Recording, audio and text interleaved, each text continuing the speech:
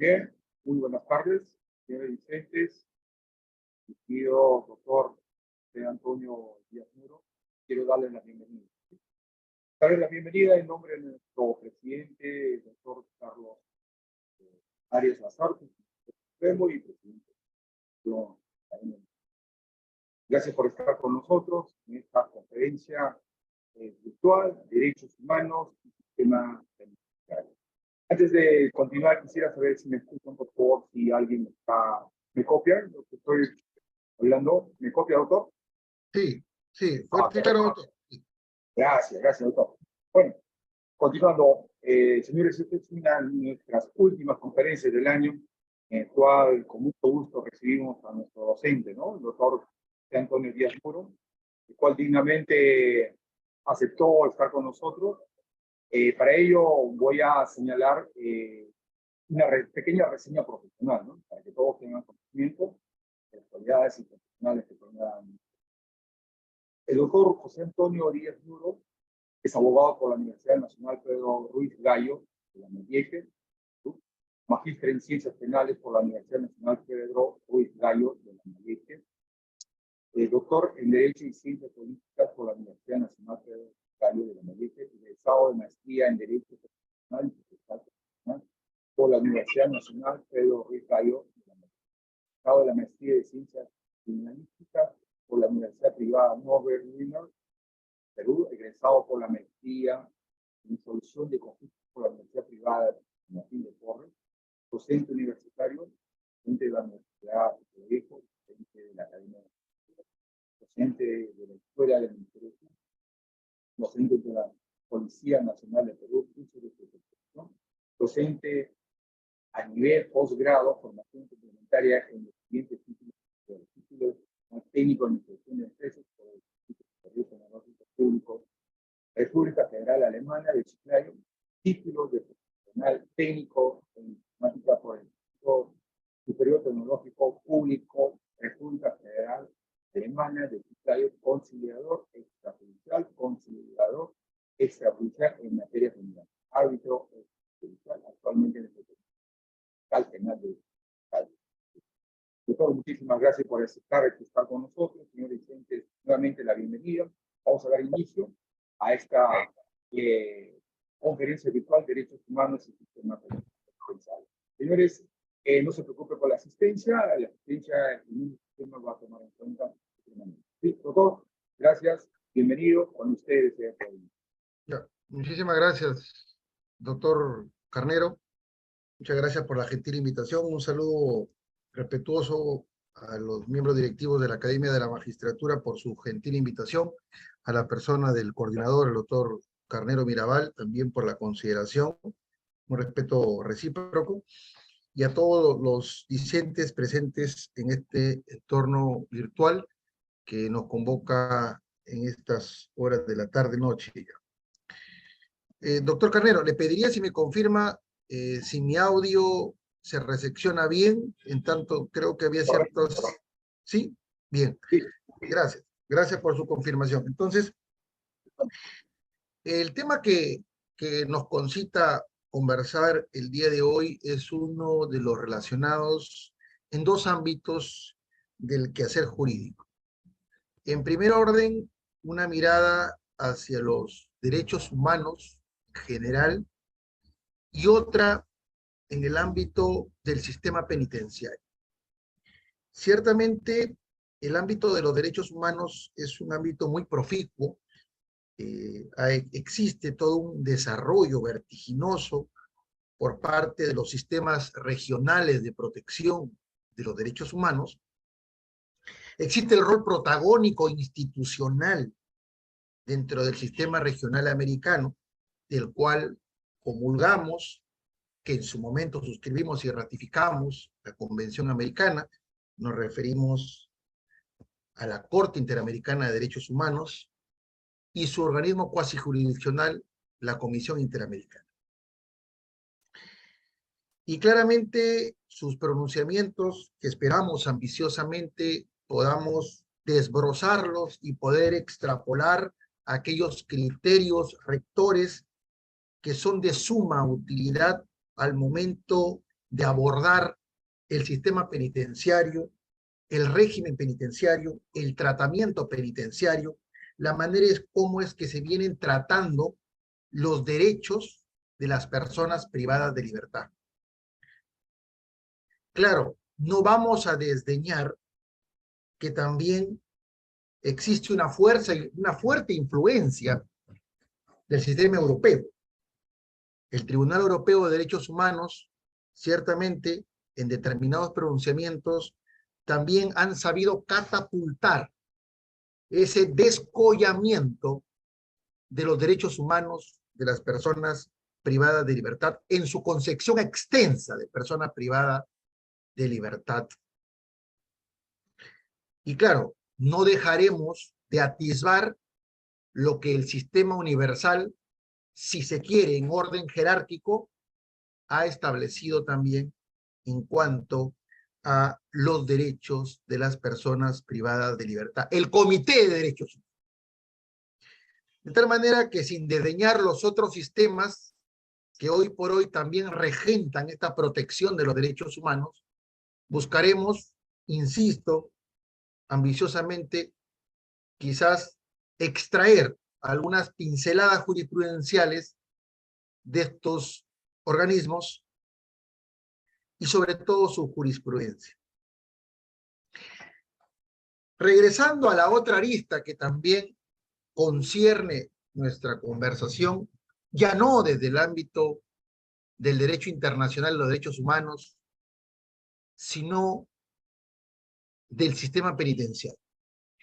Y el sistema penitenciario como un eslabón del derecho de ejecución penal.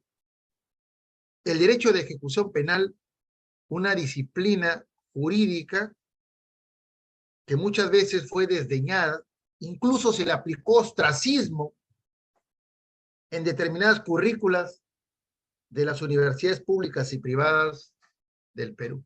Lamentablemente, un curso muy rico en contenido que nos permite aperturar el conocimiento jurídico y poder interiorizar los alcances en cuanto a las instituciones penitenciarias, en cuanto a las personas privadas de libertad, en cuanto a los funcionarios encargados de la implementación de las medidas, de las disposiciones, de las leyes, de las normas que se dictan en el marco de la ejecución de las penas. Entonces, son 12 eslabones que van a comulgar finalmente. Y claro, no podemos hoy día hablar de la ejecución de las penas sin vislumbrar el contenido de los derechos humanos. Ya se aplicó ostracismo perpetuo, aquella expresión interno, recluso, reo, para utilizar, y creo yo, la afirmación de persona privada de libertad a fin de no trastocar la dignidad humana que le asiste a toda persona humana conforme lo describe la disposición constitucional, en nuestro caso, del artículo 1. Derechos humanos, sistema penitenciario. Pero creo yo que un punto que corresponde, denme licencia para poder compartir algunas ideas previas, sin ánimo de atiborrar de contenido esta presentación, pero quisiera empezar un punto interesante que creo yo es el establecer esa facultad que tiene el Estado de castigar. Y esta reflexión como punto de ignición a nuestra conversación del día de hoy tiene que ver en tanto si es el Estado quien finalmente aplica la consecuencia jurídica del delito, corresponde al Estado también cual postulado ha sido profesado y difuminado en todo el sistema americano como garante de los derechos humanos de las personas privadas de libertad a partir de la posición que éste tiene para con dichas personas. Entonces, una primera idea es establecer el Estado. ¿Cómo nace el Estado? Y a partir de ello, la consecuencia que aplique el Estado al momento de incumplir las reglas, las normas, que luego veremos cierta discriminación conceptual, pero como punto de ignición, creo yo, establecer en principio cómo nace el Estado. Prometo no demorarme mucho para luego dirigirnos a lo que concierne a los derechos humanos y específicamente pronunciamientos de la Corte Interamericana y demás. Creo yo que el tema de cómo nace el Estado es un punto que ha concitado la atención, no de hoy, sino hace muchos años atrás. Y eso hace comprender que el Estado surge a partir de la necesidad que tenemos todos nosotros de la supervivencia. De más está que reflexionemos que ahora nosotros formamos parte de un Estado, ciertamente. Un Estado que está regido por una Constitución. Hemos encontrado ya esta entelequia llamada Estado, este ente abstruso llamado Estado, ya lo hemos encontrado. Pero la pregunta que nos hacemos para ingresar a nuestro estudio es, ¿por qué surge el Estado? ¿Por qué nace el Estado? Y es que si no existiera Estado, ergo, si no existieran las leyes y el orden que el Estado nos prodiga, la pregunta sería si se garantiza la supervivencia del ser humano. De allí que una pregunta retórica que me formulo es si el Estado nace por la necesidad de supervivencia de sus miembros. Y claro, para poder responder ello y sin detenernos tan profusamente en este acápite, pues simplemente extrapolando las teorías contractualistas del origen del Estado y siguiendo a Hobbes, siguiendo a Rousseau, podremos decir que existe entre la persona, que existe entre los habitantes de un determinado territorio una suerte de pacto. Pero claro, la teoría contractualista establecerá que va a existir un contrato social. En tanto que cuando aparece el hombre, aparece una condición natural, impuribus naturalibus, una condición en cueros, una condición de naturaleza. Pero esta condición de naturaleza, ese estado de naturaleza, definitivamente generaba que ciertamente el hombre realice lo que consideraba necesario, lo que su instinto le impulsaba. Ese derecho natural para hacer cualquier cosa. Y claro, la supremacía del más fuerte, la supremacía de aquel con determinadas habilidades en la caza, generaba que logre sobreponerse, logre desplazar al más débil. Pero con el contrato social se veía que ese estado de naturaleza no era provechoso para el ser humano, sino que ese estado de naturaleza conllevaba incluso a generar la autodestrucción del ser humano. la destrucción recíproca del ser humano, conllevando a la aparición de un estado civil. Un estado civil en donde ese estado de naturaleza llega a un estado de perfeccionamiento.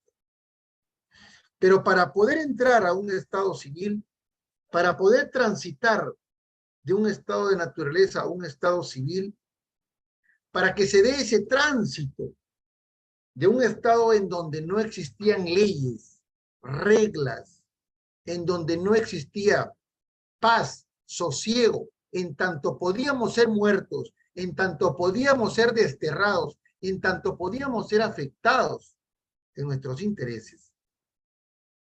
Surgió la necesidad de transitar de ese estado de naturaleza a un estado civil. Y esto genera un cambio notable en el ser humano, porque sustituye la conducta instintiva, sustituye la conducta del más fuerte por sobre el más débil, para poder establecer aquí, para poder imponer la ley y el orden. Claro, ese tránsito de un estado a otro va a generar que el ser humano suscriba un contrato o pacto social. Y ese contrato o pacto social fija que el hombre, al momento de suscribir este pacto, pierda su libertad natural, pierda el derecho ilimitado a hacer lo que quiere. Sin embargo, gana en sosiego, gana en libertad, gana en derechos.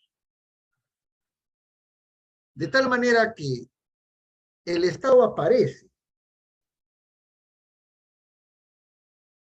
se da ese contrato social. Y el Estado surge por la necesidad de la existencia de orden, por la necesidad de supervivencia de los seres humanos a partir del establecimiento de leyes, reglas. Y claro, y esto tiene relación con el tema que vamos a conversar. Si el tránsito de un estado civil, perdón, de un estado de naturaleza a un estado civil, y a partir de la suscripción de un contrato social, ¿qué sucede cuando un hombre, qué sucede cuando un ser humano se comporta como estado de naturaleza en un estado civil? ¿Qué sucede cuando se usurpa los espacios de libertad de otro? ¿Qué sucede cuando se toma la propiedad ajena? ¿Qué sucede? Inexorablemente, inconcusamente, impajaritablemente, el Estado castiga. A partir de estas teorías contractualistas, entendemos cómo surge el Estado y a partir de lo cual el derecho que tiene a castigar. El Estado castiga para mantener el contrato social. Nadie negocia la aceptación de las reglas a las cuales o donde nosotros nos encontramos. Pero ese derecho de castigar el Estado y atendiendo a la naturaleza del derecho penal, busca a través de la pena el restablecimiento de ese orden trastocado. Entonces, vemos nosotros cómo es que a partir de allí surge el Estado, el derecho a castigar que tiene el Estado, y así como el Estado tiene ese derecho a castigar, que claro, nosotros tenemos a un Estado encorsetado por principios que van a hacer que ese poder de castigar no se desborde. Principios positivizados a suerte de normas rectoras que las tenemos ancladas en nuestro Código Penal, en su título preliminar. Pero tenemos también que ver que ese derecho de castigar ciertamente limitado, esa facultad que tiene el Estado. Pero la pregunta que nos hacemos es, si el Estado ciertamente tiene el derecho de castigar, ¿cómo lo tiene que hacer? Para ello tendremos un proceso que debe de seguirse, un proceso penal.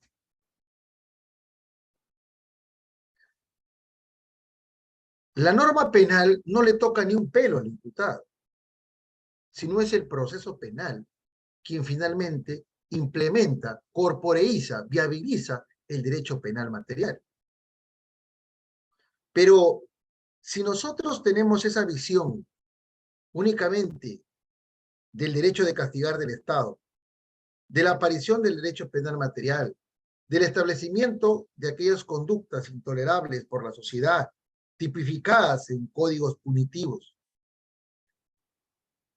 mecanismos o instrumentos a partir de los cuales se implementa esta pena, se aplica una pena, proceso penal.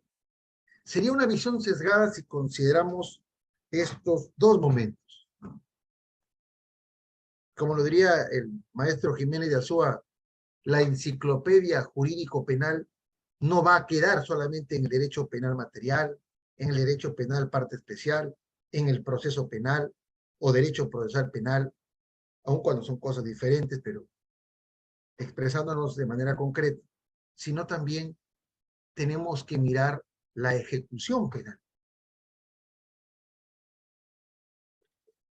Y al mirar la ejecución penal es donde ahora nosotros tenemos que detenernos para analizar esta ejecución penal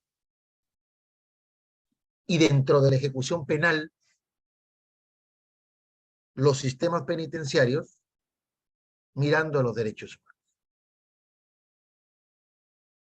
Porque de no hacerlo estaríamos no solamente claudicando a la obligación de garante que tiene el Estado, sino que inexorablemente no estaríamos cumpliendo la finalidad que tiene el Estado al momento de aplicar una pena.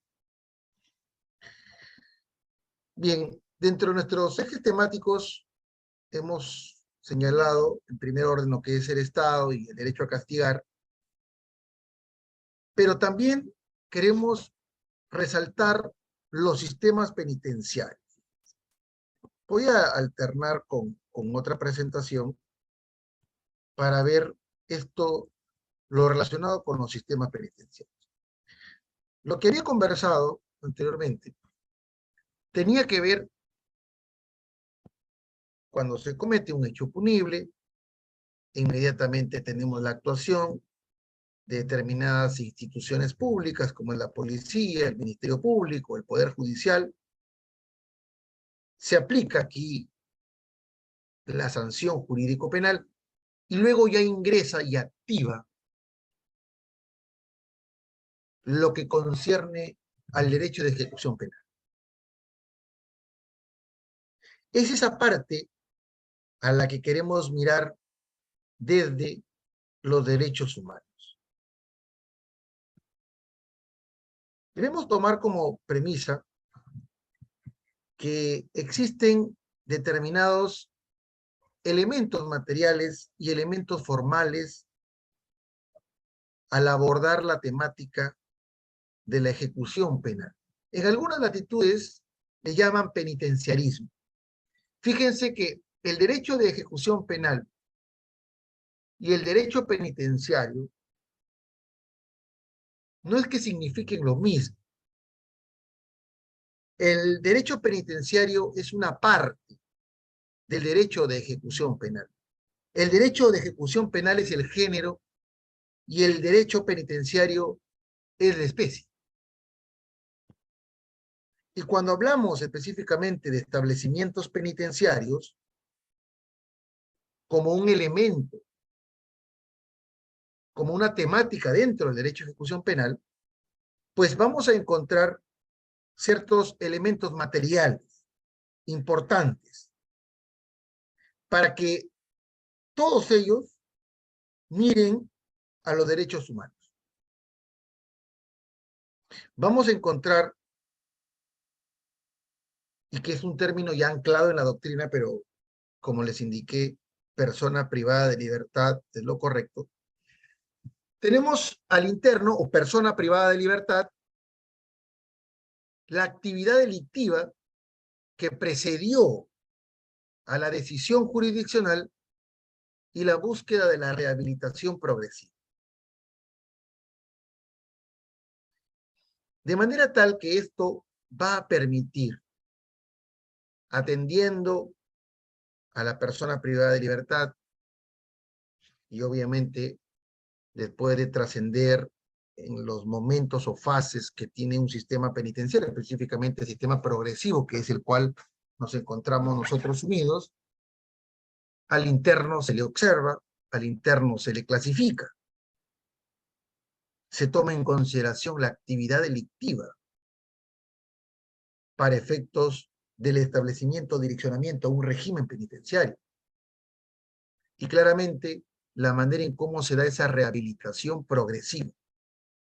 En suma, son elementos basales, materialmente hablando, de lo que concierne a la ejecución de la pena privativa de libertad.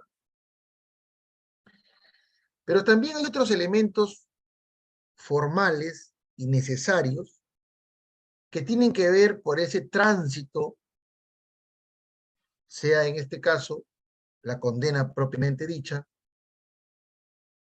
el contexto en el que se dio el hecho, el tratamiento, los aspectos relacionados con la seguridad y el trato. Todo ello en relación con el interno o persona privada de libertad. Entonces, a partir de estos elementos, se va a dar esa conjunción llamada intervención penitenciaria. Y es donde tenemos que analizar de cara a los derechos humanos si ésta se viene dando adecuada, idónea y suficientemente.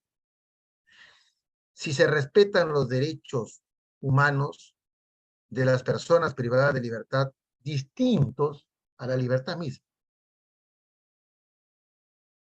Y esta intervención penitenciaria es llevada a cabo, se entiende, por los profesionales penitenciarios.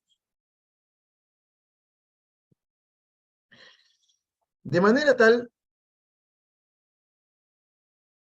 que cuando nosotros estamos hablando de un sistema penitenciario, va a conllevar, y ojo que cuando veremos algunos pronunciamientos de estos organismos internacionales, va a conllevar, al hablar de sistema penitenciario, el aspecto relacionado con la arquitectura penitenciaria. Miren que tiene que ver con el aspecto o el elemento material, porque la arquitectura penitenciaria conlleva también a la rehabilitación progresiva. La arquitectura penitenciaria tiene que ver también con un elemento formal que es la seguridad penitenciaria. La arquitectura penitenciaria tiene que ver con el tratamiento penitenciario a partir de las instalaciones penitenciarias que resultan siendo idóneas para esa labor de tratamiento. Entonces, el sistema penitenciario que adopta un país determina su arquitectura, determina la clasificación de este establecimiento penitenciario. cuáles son los medios que van a ser empleados en sus prisiones.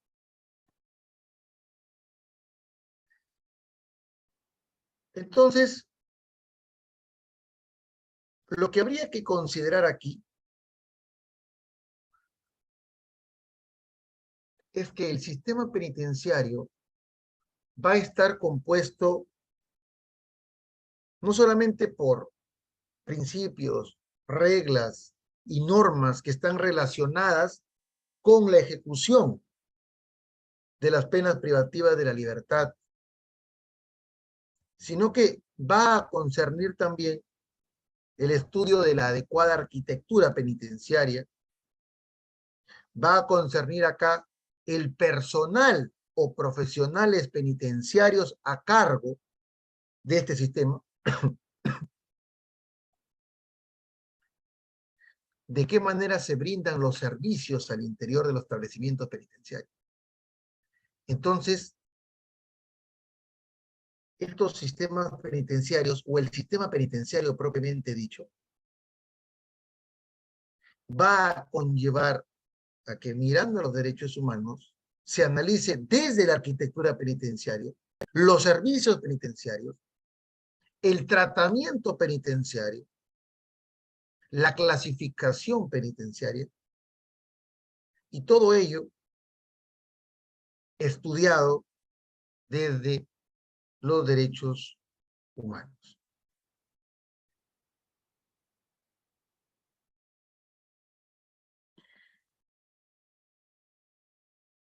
Los derechos humanos.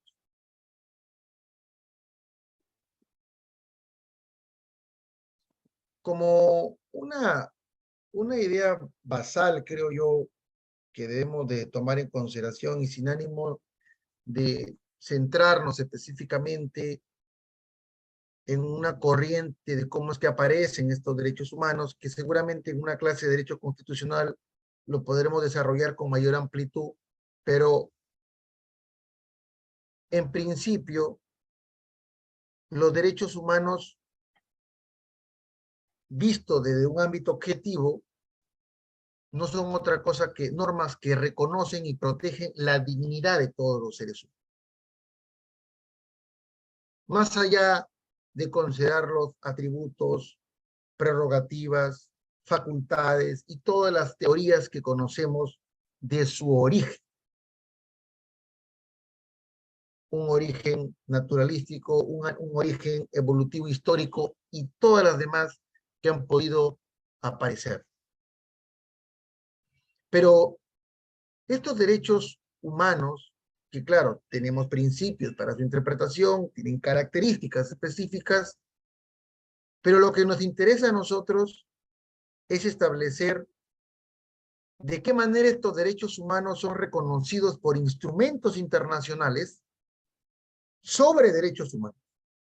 Y a partir de estos instrumentos internacionales, que claro, en términos generales, a partir de la Segunda Guerra Mundial, aparece para evitar tragedias similares, todo un reconocimiento de los derechos humanos, la búsqueda de la felicidad, la búsqueda de la paz. Pero lo que importa aquí es advertir no tanto de qué forma se han reconocido, sino cuáles son las obligaciones que dimanan de la suscripción y ratificación de los tratados internacionales de derechos humanos por parte de los estados. ¿Cuáles son esas obligaciones que surgen más allá de la acepción de lo que es un derecho humano? Porque cuando nosotros revisamos las decisiones de la Corte Interamericana, los pronunciamientos de la Comisión Interamericana están relacionados con los derechos que están señalados en la Convención, pero mirando o relacionados con las obligaciones de los estados. Y van a surgir estas obligaciones en donde el Estado va a obligarse por el acto de la suscripción. Mire, como un paréntesis aquí, lo que caracteriza a un sistema regional de protección de derechos humanos es la existencia de instituciones y la existencia de normas.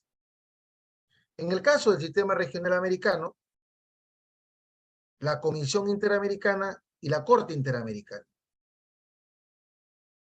Y por otro lado, en el ámbito de los instrumentos internacionales, la Convención Americana y demás textos que desarrollan derechos humanos en el orden americano. Y obviamente incluso si nosotros advertimos la sumatoria de las instituciones más de los instrumentos, nos da un sistema de protección. Un sistema de protección. Y allí las obligaciones que voluntariamente los estados asumen. Voluntariamente. No hay un constreñimiento.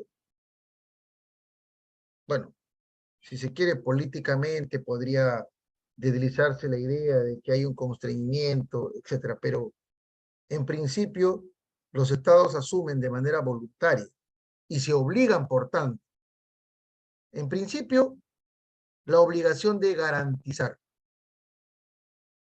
Y esta obligación de garantizar los derechos humanos no es sino la implementación de mecanismos idóneos de corte jurídico, de corte político, administrativo, que busquen la prevención y la vulneración de estos derechos humanos. Claro, el Estado tiene que garantizar que los derechos humanos no solamente no se vean afectados, sino que en su caso sean restablecidos y se investigue, juzgue y sancione a aquellos responsables, sean funcionarios públicos o particulares. Es la obligación de garantizar. La obligación de respeto, y que tiene que ver, miremos siempre al sistema penitenciario, si hay una obligación de garantía, de qué manera el Estado implementa estos mecanismos. La obligación de respeto, que es una obligación abstencionista, es una obligación negativa, es una obligación de no hacer, de no irrumpir, de no incursionar, de no penetrar ilegítimamente en el derecho humano, salvo cuando legítimamente, mediante ley, se pueda restringir. Y claro, nosotros sabemos que la restricción de un derecho fundamental, ¿no?, ciertamente para ser legítimo, ¿no?, no puede afectar su núcleo duro. No puede afectar su núcleo duro. Y cuando miremos los derechos de las personas privadas de libertad, veremos que hay restricción de determinados derechos humanos, empero existe la obligación de respeto para que el Estado no trascienda más allá de esa restricción. Si le estás afectando, luego conversaremos, la libertad personal, no puedes afectarle otros derechos fundamentales, otros derechos humanos internacionalmente reconocidos, por la obligación de respeto, la obligación de promoción. Y aquí la generación de condiciones que son necesarias para que se dé un pleno goce y disfrute de estos derechos humanos. Y claro, estas obligaciones operan para todos los derechos humanos.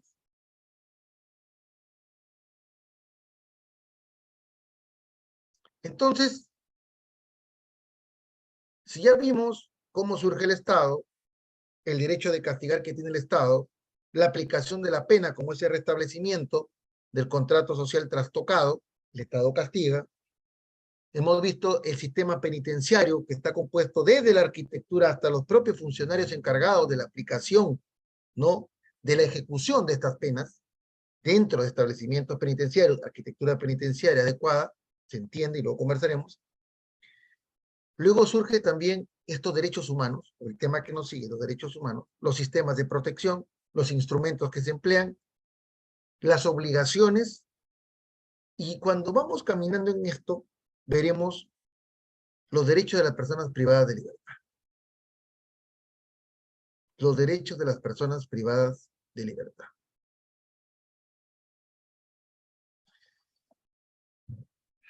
Hay algo que debemos de considerar. Si bien es cierto, antes del ingreso de una persona a un establecimiento penitenciario, claro, teníamos a un investigado, en términos generales, como lo diría el profesor Arsenio Leguardia, un imputado en la distinta fase del proceso, y es un sujeto procesal. Su relación es con el proceso. Sujeto pasivo del proceso, probablemente. Pero una vez que se emite una sentencia condenatoria a pena privativa de la libertad efectiva, vamos a sectarizarla, y por tanto su ingreso a un establecimiento penitenciario va a generar una relación jurídica entre esta persona y un mundo llamado penitenciaría, que está regentado por una administración penitenciaria. Y el interno, persona privada de libertad, queda sometida. Cualquier margen de discrecionalidad, cualquier margen de decisionismo por parte de la persona privada de libertad queda erradicado. Y lo conversaremos seguramente más adelante. Cualquier decisión unilateral del interno, persona privada de libertad, queda relegada. Una persona cuando ingresa al establecimiento penitenciario no solamente es clasificada,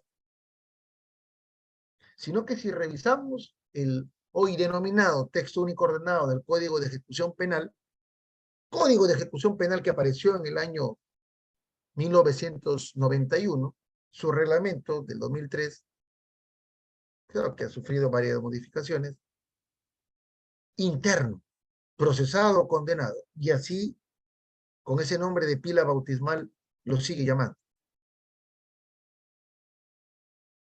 Y a partir de su ingreso, queda sometido a la administración penitenciaria, queda sometido al tratamiento penitenciario, queda sometido al régimen penitenciario y, por descontado, queda sometido al sistema penitenciario.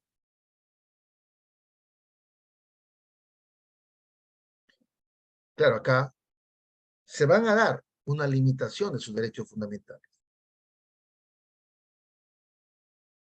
Va a existir una disciplina penitenciaria que no hace otra cosa que parametrar el comportamiento al interior del establecimiento penitenciario.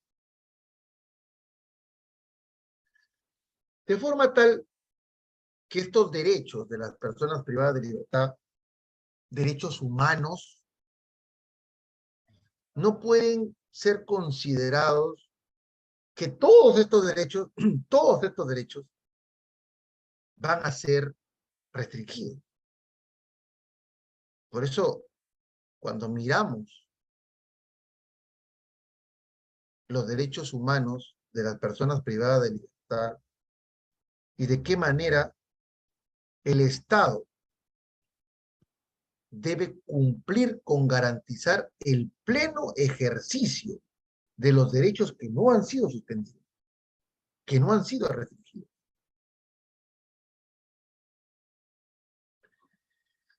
Entonces,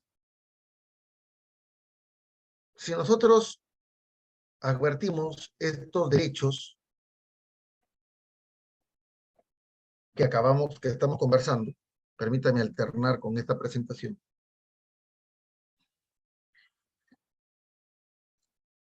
El privado de libertad, al igual que todo ciudadano,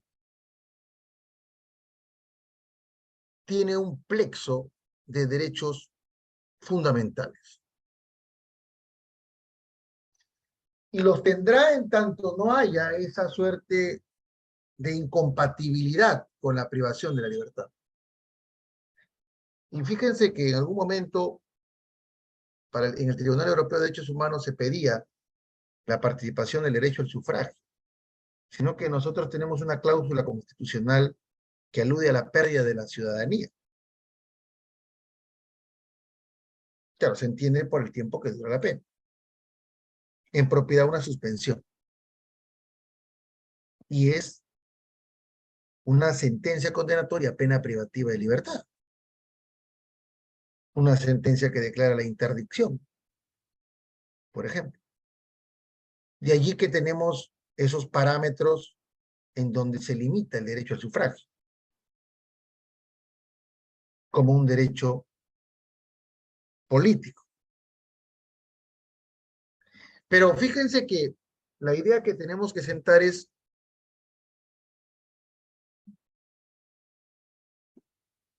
que todas las personas privadas de libertad son titulares de derechos fundamentales. En principio, por la propia Constitución, por el Pacto de Derechos Civiles y Políticos, la Convención Americana, que claramente va a reconocer estos derechos humanos a las personas privadas de libertad.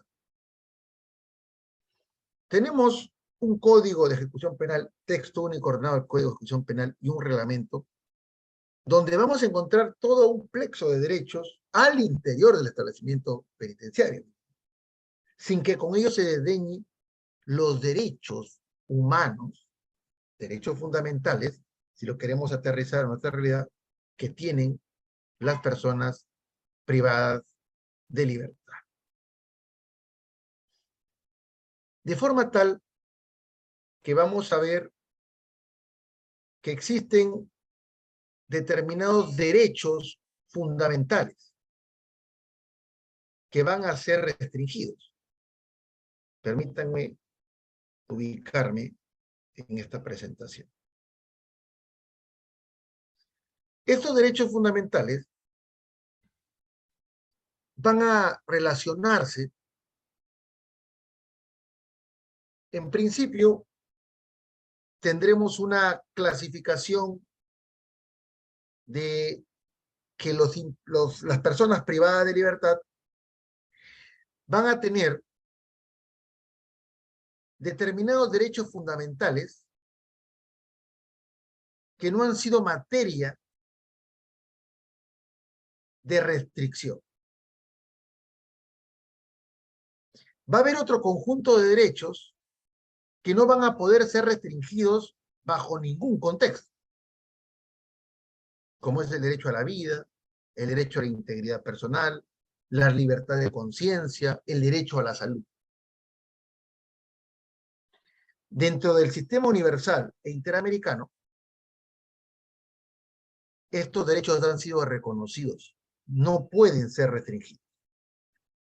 Por el hecho de haber sido privado de libertad, no se le puede suspender o restringir estos derechos fundamentales.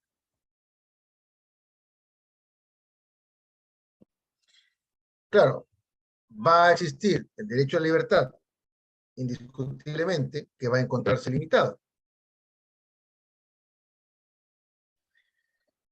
Sobre esto, fíjense, la Comisión Interamericana de Derechos Humanos, en el caso Tames contra Brasil en 1999,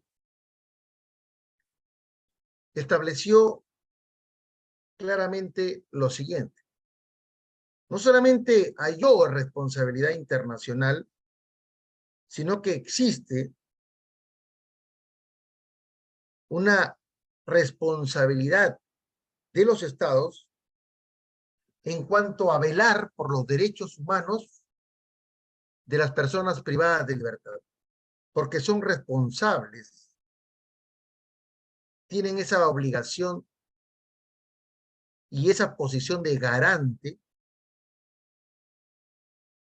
frente a las personas privadas de libertad. Por tanto, estas personas privadas de libertad, de cara a la obligación del Estado, es el Estado quien debe de velar por la vida, por la integridad física y mental de las personas bajo su custodia. Comisión Interamericana de Derechos Humanos, el caso Times contra Brasil de 1999.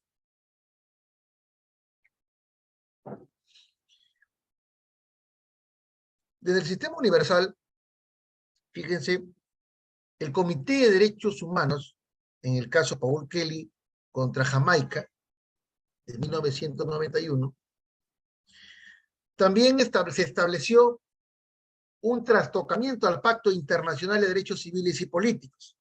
Es un ciudadano jamaiquino que estaba a la espera de la ejecución de una pena, en este caso pena capital.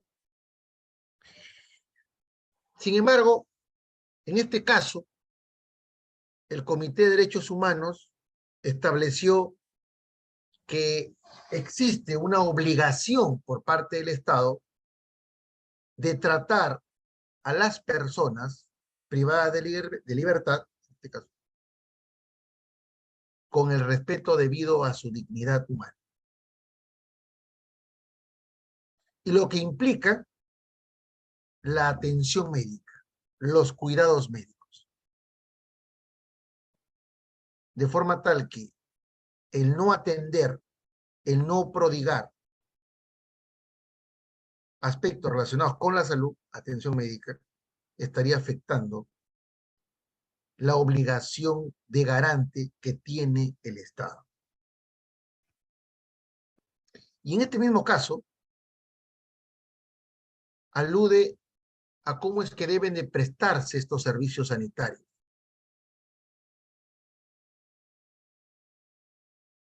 Yendo más allá, fíjense, el Comité de Derechos Humanos, que es un caso de 1991, la necesidad de atender con una alimentación adecuada.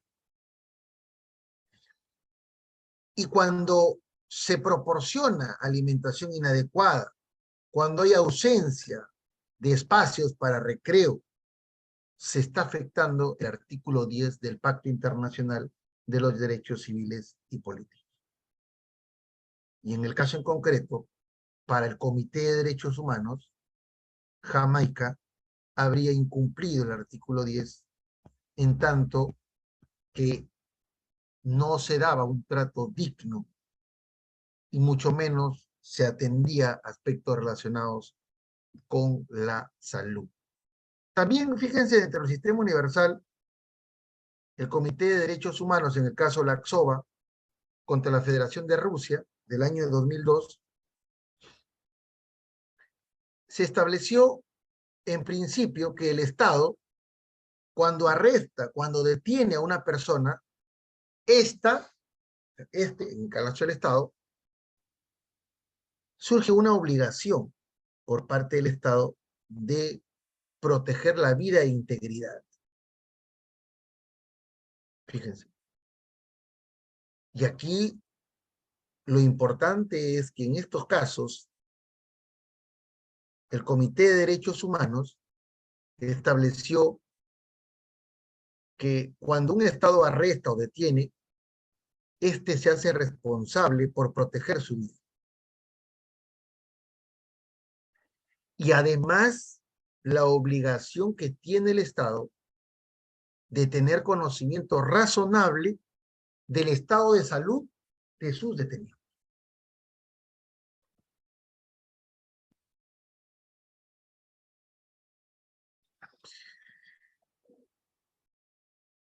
Entonces, a lo que vamos conversando y mirando cómo es que se van desenvolviendo los derechos humanos de los internos dentro del sistema penitenciario, en principio, para enmarcarnos, es establecer que los derechos de los internos van a dividirse en principio que El derecho a la libertad personal o de locomoción se encuentra absolutamente limitado desde el momento en que se dispone el internamiento a un establecimiento penitenciario. Derechos como la intimidad personal, familiar, reunión, asociación y libre desarrollo de la personalidad, pese a que pueden estar limitados, no pueden ser suspendidos del todo. No pueden ser suspendidos del todo, atendiendo, habría que hacer la tingencia, al régimen penitenciario al cual se encuentra sometido el privado de libertad. Y se insiste, los derechos a la vida, integridad personal, dignidad, igualdad, entre otros, no pueden ser sujetos de restricción.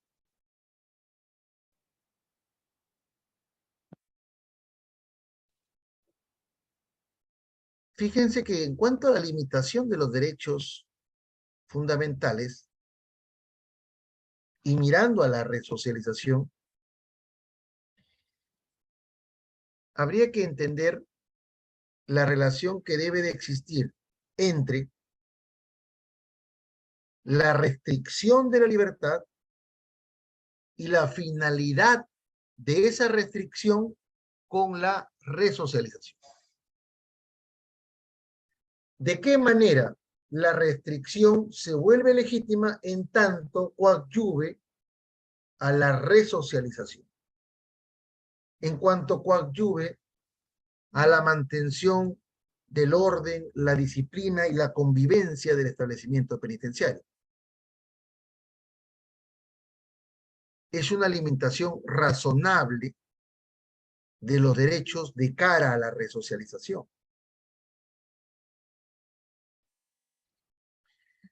Entonces, la pregunta que nos vamos a hacer, y a efectos de que los derechos humanos de los privados de libertad no se vean restringidos arbitrariamente, ¿cuándo resultaría legítima la restricción a los derechos del interno?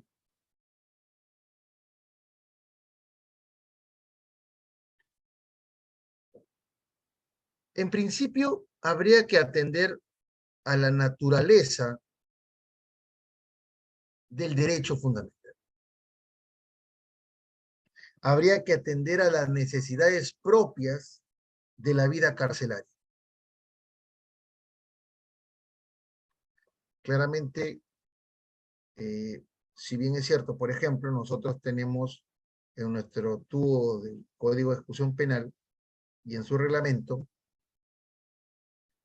el derecho que tiene el interno a utilizar su propia indumentaria, ¿no? Pero sería afectativo a la dignidad humana pretender vestir a un interno con prendas inapropiadas. Por ejemplo, la vestimenta tipo cebra, que en algún momento, hace muchos años atrás, se buscó, se implementó incluso para aquellos miembros de distintas organizaciones terroristas, movimientos terroristas. De alguna manera, habría que atender aquí que estas restricciones deben ser en atención a las necesidades propias de la vida carcelaria. Debe existir una permisión legal o reglamentaria para que se dé la restricción. Y esto va de la mano con lo que se busca implementar o lo que se propende implementar como propuesta y que quizás sea ya un tema un tanto trillado, pero es la aparición, la implementación de los jueces de vigilancia penitenciaria. Porque una vez que se emite la sentencia condenatoria, tenemos la participación jurisdiccional a partir de beneficios penitenciarios y a partir, obviamente, de determinados procesos constitucionales que puedan de alguna manera implementarse, plantearse, pero la forma en cómo es que la autoridad penitenciaria restringe derechos fundamentales a partir de la necesidad de una exigencia legal o reglamentaria, pero cuando no, ¿de qué manera se controla ello?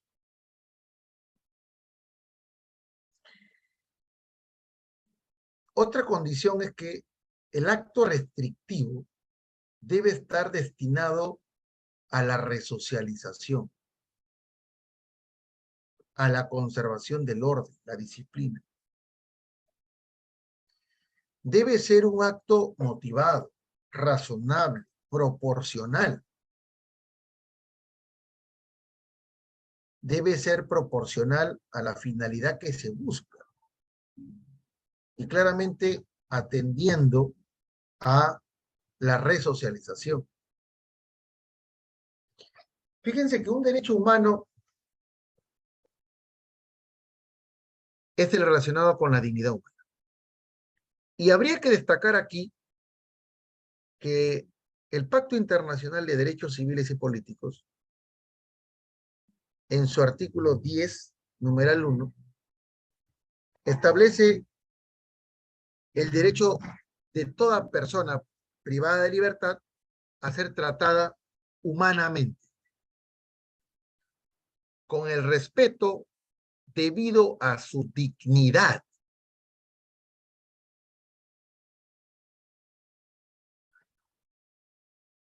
Y en línea seguida, en su numeral 3, alude a la reforma y readaptación. Miren que si bien la reeducación, reincorporación, rehabilitación, aun cuando parezca trillada esta nominación, pero todo eso converge finalmente en la resocialización.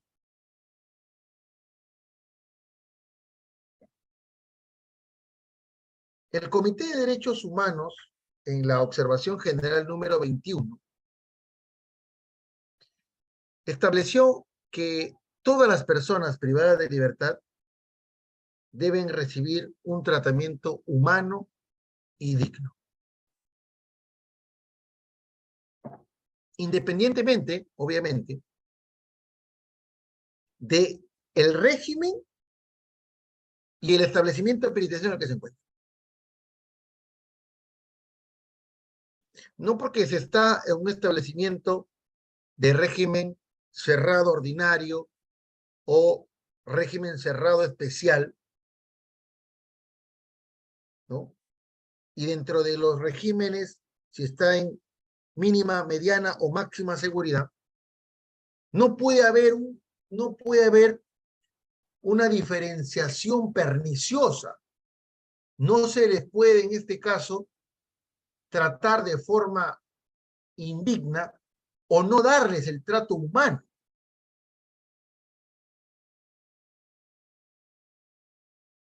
También fíjense que el Comité de Derechos Humanos, en esta observación general 21, estableció que los estados no solamente tienen esa obligación de respetar, que es la obligación negativa, sino una obligación positiva de promover que no se sometan a las personas a mayores penurias o limitaciones de sus derechos. Y finalmente, el Comité de Derechos Humanos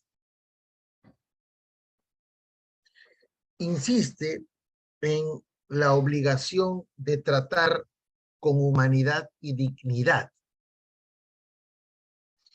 Y lo más importante es que no puede existir un condicionamiento a los recursos materiales, económicos, para no dar cumplimiento a esta obligación de trato humanitario y digno a los internos.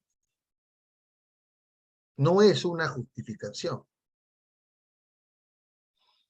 Y si esto lo buscamos concordar con la Convención Americana, pues veremos que el artículo 5, numeral 2 de la Convención Americana también insiste en la proscripción de la tortura a la proscripción de trato cruel, inhumano o degradante.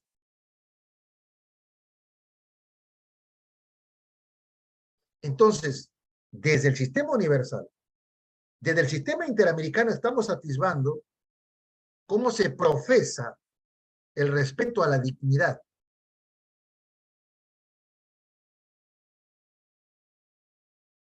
Se insiste en el inciso 6,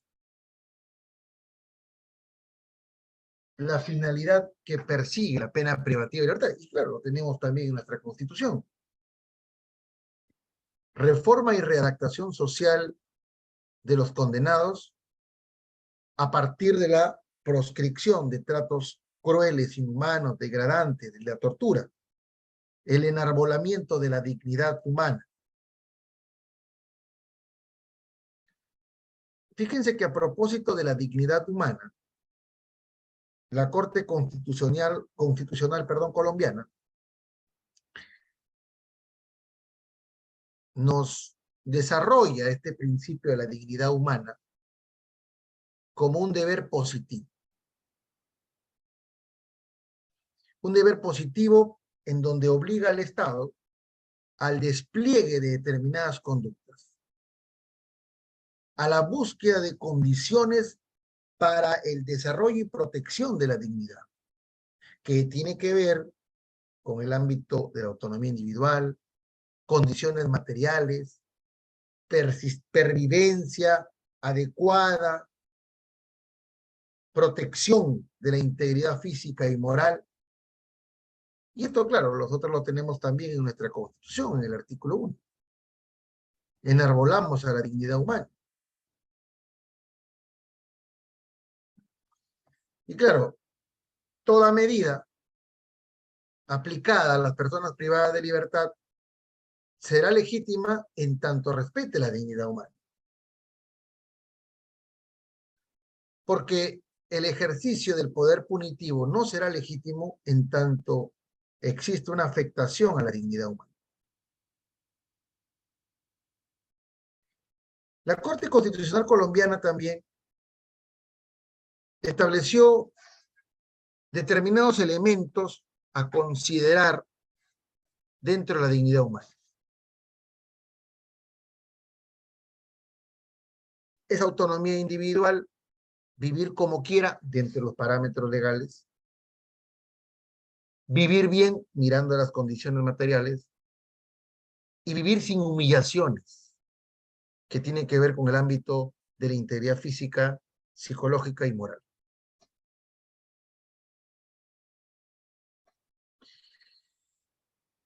Fíjense, dentro de ese mínimo de obligaciones estatales, va a existir un contenido mínimo de estas obligaciones estatales frente a las personas privadas de libertad. Claro, un contenido mínimo de obligaciones estatales que su cumplimiento es imperativo. Es el mínimo que el Estado debe satisfacer para que se garantice la efectividad de los derechos fundamentales de las personas privadas de libertad. El Comité de Derechos Humanos, nuevamente aquí en el caso Mucón contra Camerún de 1994, y a propósito del derecho que tienen los reclusos, conforme así lo menciona el comité, de disponer de una superficie, de disponer de un volumen de aire mínimos. Es una escala de mínimos, de instalaciones sanitarias adecuadas, de prendas que no deben ser en modo alguno degradantes ni humillantes, lo que les había comentado. La necesidad de una cama individual, una alimentación cuyo valor nutritivo sea suficiente para el mantenimiento de la salud, de las fuerzas físicas.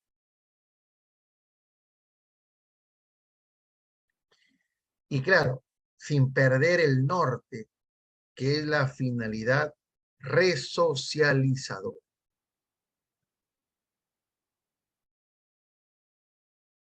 Si hemos comulgado en la idea de que las personas privadas de libertad tienen derecho a ejercer todos sus derechos, con excepción a los que han sido restringidos temporalmente, de manera tal que aquí el Estado tiene esta obligación de garante, una posición especial, porque él los tiene guarecidos. Esas condiciones de reclusión de las personas privadas de libertad deben ser acorde con la dignidad humana. Y claro, no es solo prodigar servicios básicos, sino que se prodiguen mecanismos para la tutela efectiva de estos derechos de los internos.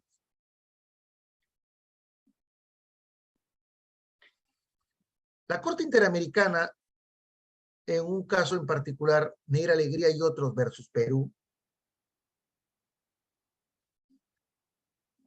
estableció a propósito del contenido del artículo 5, numeral 2 de la Convención Americana,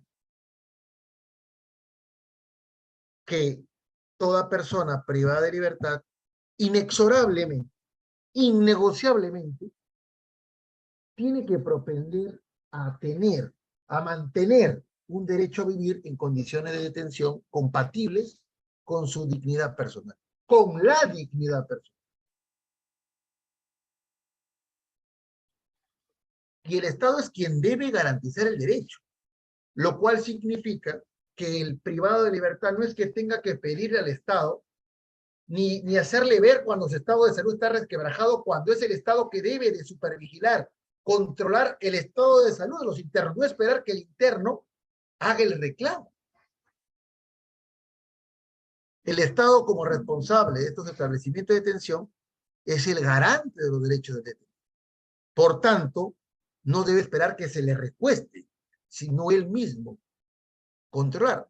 Esto es replicado en el caso Castillo Petrucci versus Perú y caso Cantoral Benavides también versus Perú. Se extrapola y se afinca esta posición de la Corte Interamericana.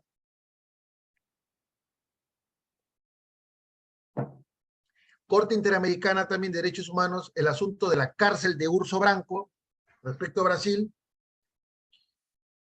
¿Y qué sucede en este caso?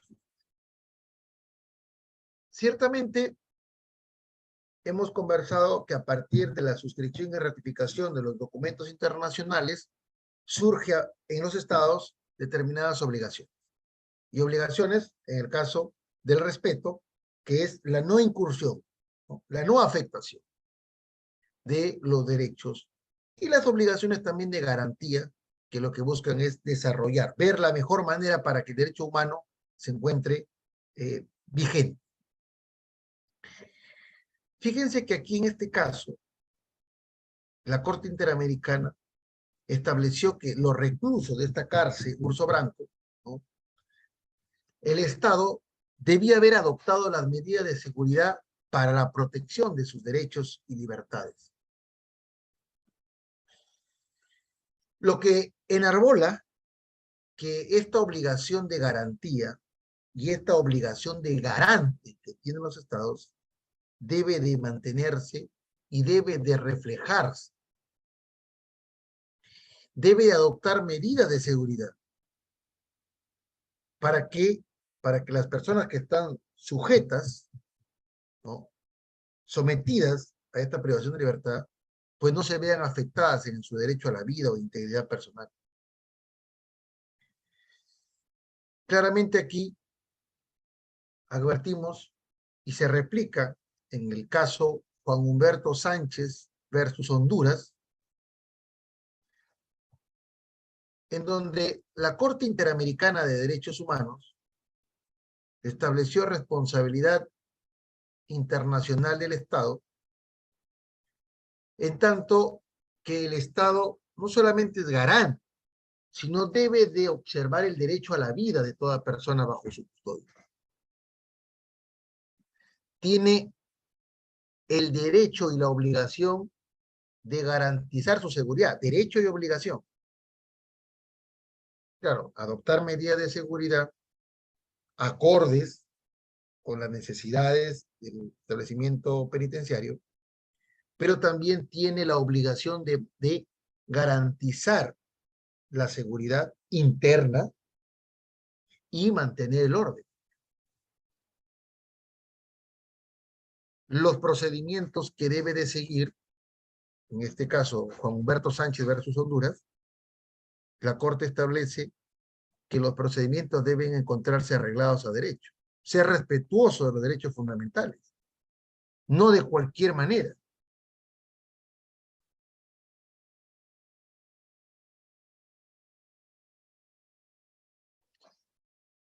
Y aquí hay una parte interesante, en este caso Juan Humberto Sánchez versus Honduras, al ser garante, ¿no?, el Estado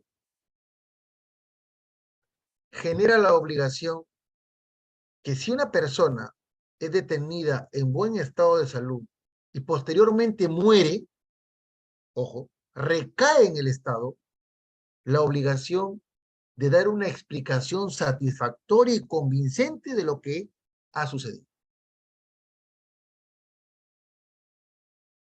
Porque es garante de la vida e integridad física de los privados de libertad. Y algo que se replica también aquí es lo que la Comisión Interamericana estableció específicamente en cuanto a la existencia de derechos sin las garantías para efectivizar. Y en el caso de los privados de libertad, no hace ver sino que un derecho humano sin una garantía que lo viabilice, que lo proteja, se convierte en una fórmula estéril. Y claramente se tienen que establecer garantías que permitan a los privados de libertad poder efectivizarlas por el mecanismo más rápido y célebre. Para ir terminando, fíjense, en cuanto a las condiciones de reclusión, y aquí al derecho a contar con un nivel de salud física y mental adecuada, habría que recordar también las reglas Mandela, que son las reglas mínimas para el tratamiento de los reclusos, que la última del 17 de diciembre de 2015, que han sido actualizadas. Todas las personas privadas de libertad, y a propósito de lo que hemos estado sumidos, todos los estados, tienen el más alto nivel posible de salud física y mental, incluyendo a las que están recluidas, privadas de libertad.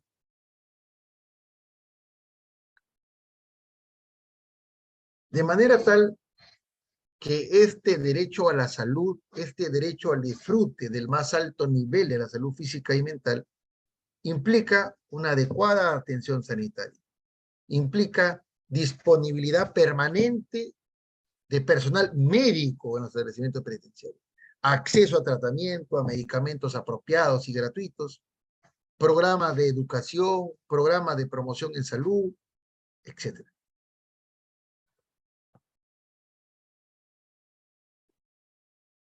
De allí surge, a propósito de esta regla Mandela, la obligación de los centros penitenciarios de facilitar el traslado de las personas internas cuando tengan necesidades de cirugías o de intervenciones médicas más complejas.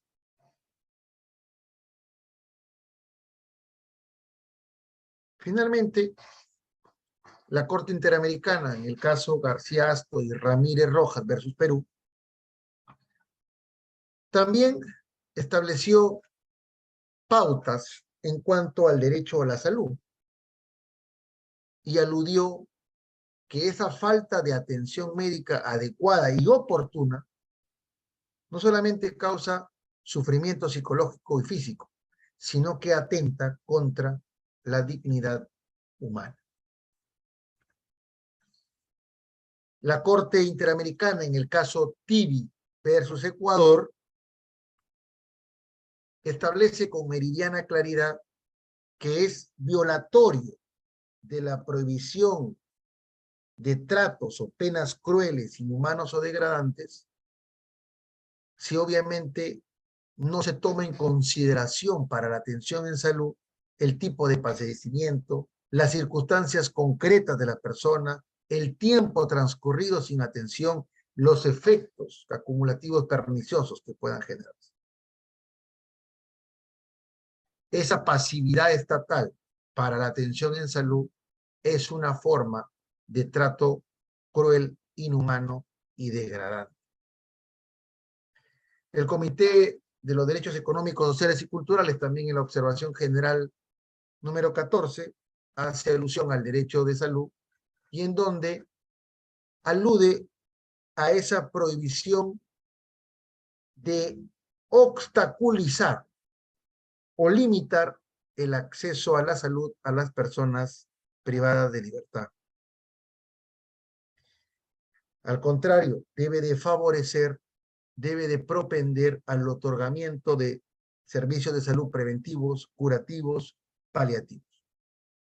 De lo contrario, estaría afectando la obligación de respetar el derecho a la salud, en tanto que no permite el desarrollo de este derecho. Bueno, también tenemos tanto el derecho al agua, para terminar, que es muy importante, ¿no? También en la observación general número 15, el Comité de los Derechos Económicos, Sociales y Culturales alude a que el agua debe ser suministrada de manera suficiente, agua salubre para el consumo humano en todo momento, tanto para la higiene personal, tanto para el lavado de ropa y tanto para el consumo, ¿no? De forma tal que incluso, si nosotros vemos la regla de Van Gogh, específicamente relacionadas con el tratamiento de las reclusas y medidas, y en este caso aplicadas a medidas no privativas de libertad para mujeres delincuentes, conforme así se denominó en su momento, se establece la necesidad de que en el caso de las mujeres que vienen a reclusión, debe de considerarse cuando están embarazadas, cuando están lactando, en su periodo de menstruación y por tanto el cuidado de niñas y niñas que viven con ellos. De eso relacionado con el derecho al agua. Para terminar, voy a cerrar la idea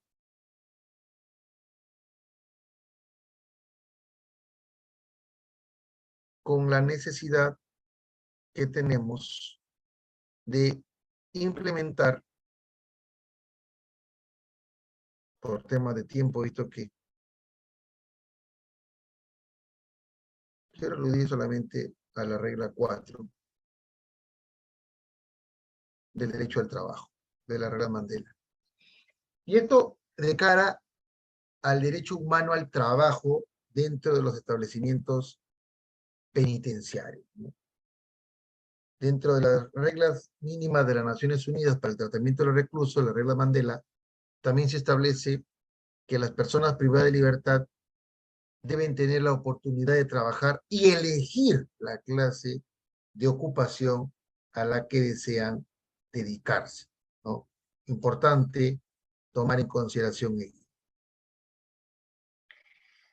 Finalmente, quisiera yo arribar a un aspecto importante y preguntarnos de qué manera estos derechos humanos, si queremos aterrizarlos a nuestra realidad nacional, de qué manera podemos ver ese derecho de ejecución penal, de qué manera vemos al sistema penitenciario mirando los derechos humanos, porque en principio podría considerarse que todo recae o todo podría ser un mero lirismo, ¿no? Sin embargo, habría que ver la necesidad urgente de una implementación, porque no vamos a esperar que un caso en concreto. Hemos visto, incluso he tenido que recortar el plexo de derechos humanos, de derechos de las personas privadas de libertad, y donde ya, tanto en el sistema universal como en el sistema interamericano, ha habido pronunciamientos. No vamos a esperar pronunciamientos de instancias internacionales para poder implementar, para poder guarecer un derecho humano, un derecho fundamental. Nosotros somos fieles convencidos de la necesidad de regresar a la figura del juez de ejecución penal. Ciertamente, en el Código de Ejecución Penal de 1985 aparece la figura del juez de ejecución penal y en donde tuvo un desarrollo un tanto no tan feliz, pero se estableció que el juez de ejecución penal era un magistrado de primera instancia. Formaba parte del Poder Judicial y se dedicaba de forma exclusiva a las funciones que le asignaba el Código de Ejecución Penal. Y a partir de ello, tenía funciones tanto para la adopción de decisiones que eran necesarias para que las penas se cumplan de acuerdo a la sentencia, eso no habría mayor inconveniente. Veían beneficios penitenciarios como la libertad condicional, la semilibertad, veían las sanciones de aislamiento, resolvían la clasificación en el tratamiento. Es decir, si nosotros advertimos la regulación de las funciones del juez de ejecución penal anteriormente,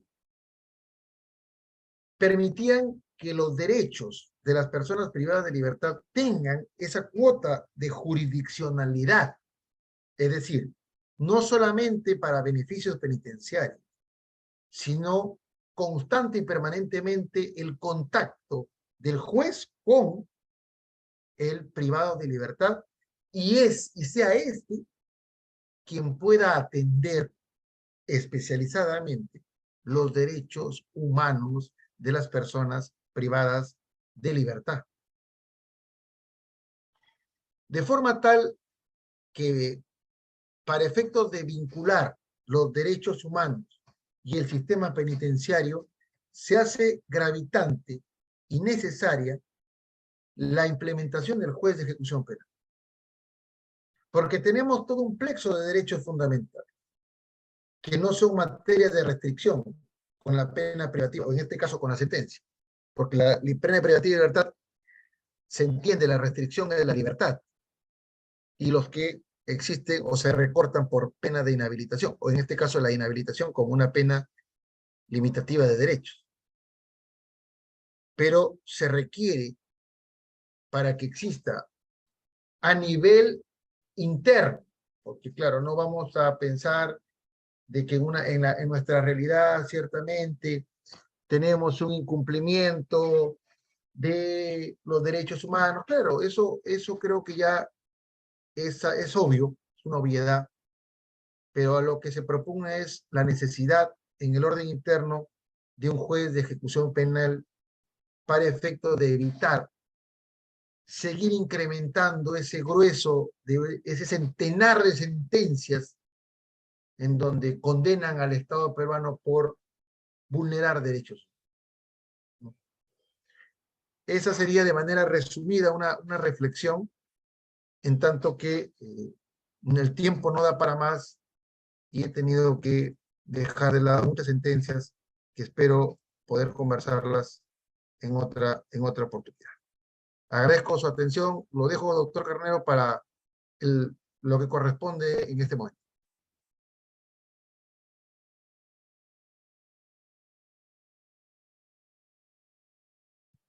¿Aló? ¿Escucha, doctor? ¿Me escucha? Sí, le escuchamos, doctor Carnero. Muy bien, doctor. Bueno, ya concluyendo con nuestra actividad, estamos por finalizar este evento, el cual, muchísimas gracias, doctor José Antonio, y le agradecemos de parte de la institución y de todos los miembros. ¿Sí? Con todos ustedes, muy buenas noches, y por favor, posteriormente ya pueden acceder al pago al banco de admisión, de acuerdo al lineamiento que ya tienen conocimiento de la mayoría, ¿no? Gracias y muy buenas noches.